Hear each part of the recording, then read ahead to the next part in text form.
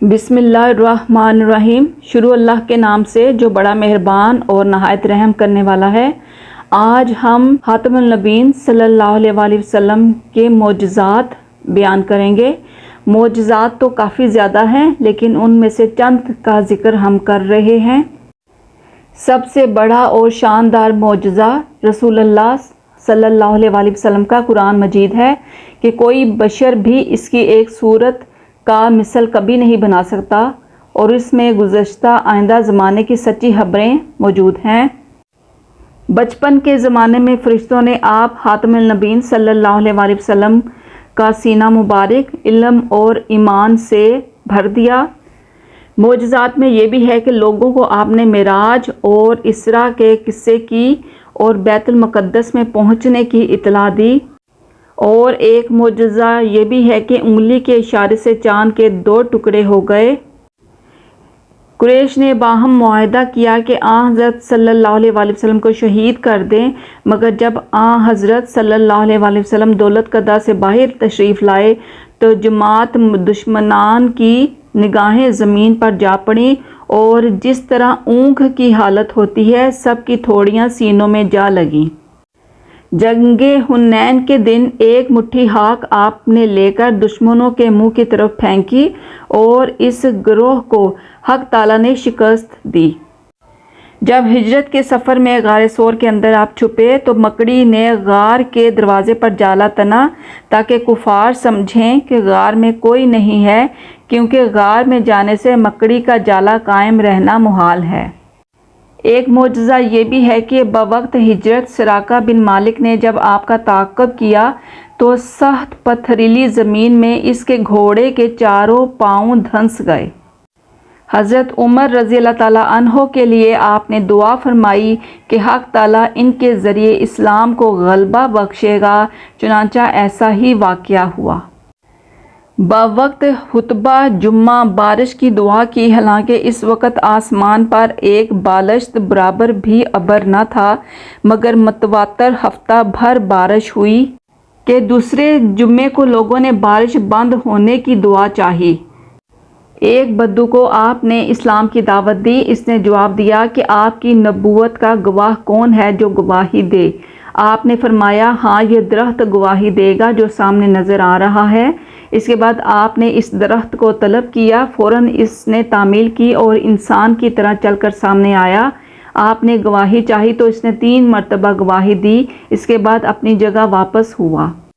جس شب کو جناب رسول اللہ خاتم النبیین صلی اللہ علیہ وآلہ وسلم مبعوث ہوئے تو پتھروں اور درختوں نے آپ کو سلام کیا۔ کفار نے بکری کے گوشت میں زہر ملا کر جناب رسول اللہ خاتم النبیین صلی اللہ علیہ وآلہ وسلم کے سامنے پیش کیا، پس اس گوشت نے آپ کو خبر دی کہ میرے اندر زہر ہے۔ ایک اونٹ نے آن حضرت صلی اللہ علیہ وآلہ وسلم سے شکایت کی کہ میرا مالک مجھ کو چارہ کم دیتا ہے اور کام زیادہ لیتا ہے۔ جنگ بدر کے دن آپ خاتم النبیین صلی اللہ علیہ وآلہ وسلم نے فرمایا کہ اس جگہ فلاں کافر قتل ہوگا اور اس جگہ فلاں کافر، چنانچہ ایسا ہی ہوا۔ جس جگہ کو آن حضرت صلی اللہ علیہ وسلم نے جس کافر کا مقتل قرار دیا، اس نے اس جگہ سے متعلق تجاوز نہ کیا۔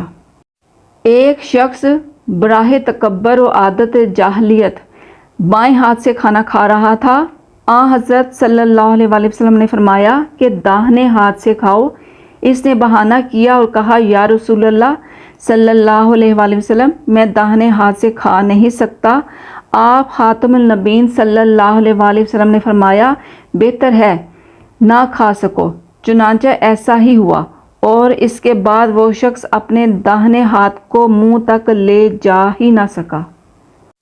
فتح مکہ کے دن آپ خاتم النبیین صلی اللہ علیہ وآلہ وسلم مسجد الحرام میں داخل ہوئے اور بتوں کو جو کعبہ کے ارد گرد لٹکے ہوئے تھے، ان کی طرف چھڑی سے جو دست مبارک میں تھی، آپ خاتم النبیین صلی اللہ علیہ وآلہ وسلم نے اشارہ فرماتے ہوئے کہا کہ حق آیا اور باطل ملیہ میٹ ہوا، اور وہ بت اوندھے منہ زمین پر گرتے جاتے تھے۔ حضرت ابو ہریرہ رضی اللہ تعالیٰ عنہ ایک مٹھی چھوارے خاتم النبیین صلی اللہ علیہ وآلہ وسلم کی خدمت میں لائے اور عرض کیا یا رسول اللہ صلی اللہ علیہ وآلہ وسلم، میرے لیے ان چھواروں میں برکت کی دعا فرما دیجئے۔ پس حضرت خاتم النبیین صلی اللہ علیہ وآلہ وسلم نے دعا فرمائی۔ حضرت ابو ہریرہ رضی اللہ تعالیٰ عنہ کہتے ہیں کہ میں نے ان چھواروں کو تھیلے میں رکھ لیا اور جب چاہتا ان میں سے نکالتا، مگر وہ تمام نہ ہوتے تھے۔ کئی وسق اور راہ ہدا میں تقسیم کر چکا اور ہمیشہ کھاتا اور کھلاتا رہا، یہاں تک کہ حضرت عثمان رضی اللہ تعالیٰ عنہ کی شہادت کا سانحہ پیش آیا اور اس دن وہ برکت گم اور ختم ہو گئی۔ غزوہ تبوک میں پانی پر گزر ہوا جو اتنا قلیل تھا کہ صرف ایک نفر کو سیراب کر سکتا تھا، حالانکہ سارا لشکر پیاسا تھا۔ پس صحابہ کرام نے حضرت خاتم النبیین صلی اللہ علیہ وآلہ وسلم کی خدمت میں حاضر ہو کر پانی کی شکایت کی۔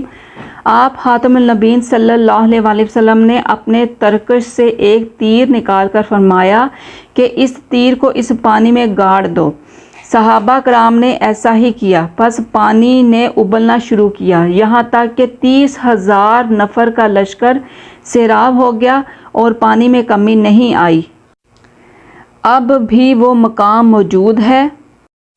حضرت ابو ہریرہ رضی اللہ تعالیٰ عنہ اپنی ماں کے اسلام کے متمنی تھے، دعوت اسلام دیتے مگر وہ مشرکہ تھی، ایمان نہ لاتی تھی۔ آخر ایک دن سمجھایا، اس نے حضرت خاتم النبیین صلی اللہ علیہ وآلہ وسلم کی شان میں کچھ نامناسب کہا۔ یہ روتے ہوئے حضرت خاتم النبیین صلی اللہ علیہ وآلہ وسلم کی خدمت میں آئے اور دعا چاہی۔ آپ نے فرمایا، یا اللہ ابو ہریرہ کی ماں کو ہدایت دے۔ یہ دعا لے کر ابو ہریرہ خوش خوش گھر آئے کہ دروازہ بند ہے۔ اندر سے ماں نے پاؤں کی آواز سن کر کہا، وہیں ٹھہرو اے ابو ہریرہ۔ انہوں نے پانی گرنے کی آواز سنی۔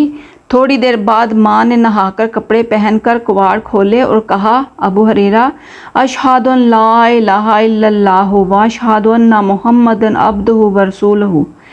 حضرت ابو ہریرہ فرط مسرت سے روتے ہوئے حاضر خدمت ہوئے اور مژدہ سنایا اور حضرت خاتم النبیین صلی اللہ علیہ وآلہ وسلم حمد الہی بجا لائے۔ آپ خاتم النبیین صلی اللہ علیہ وآلہ وسلم ایک باغ میں تشریف لے گئے۔ وہاں ایک اونٹ تھا، شریر و سرکش، کہ جس آدمی کو دیکھتا اس پر حملہ کرتا تھا۔ آپ نے اس کو بلایا، وہ آیا اور سجدہ کیا۔ آپ نے اس کی ناک میں مہار ڈال دی۔ تو میرے اسلامی بہن بھائیوں، یہ چند معجزات ہیں جو میں آپ سے بیان کر رہی ہوں۔ اگر آپ کو ویڈیو پسند آئی ہو تو اسے لائک کر دیں اور سبسکرائب کر دیں اور بیل آئیکن کا بٹن پریس کر دیں تاکہ ہماری ہر آنے والی نئی ویڈیو آپ کو سب سے پہلے موصول ہو۔ اللہ حافظ۔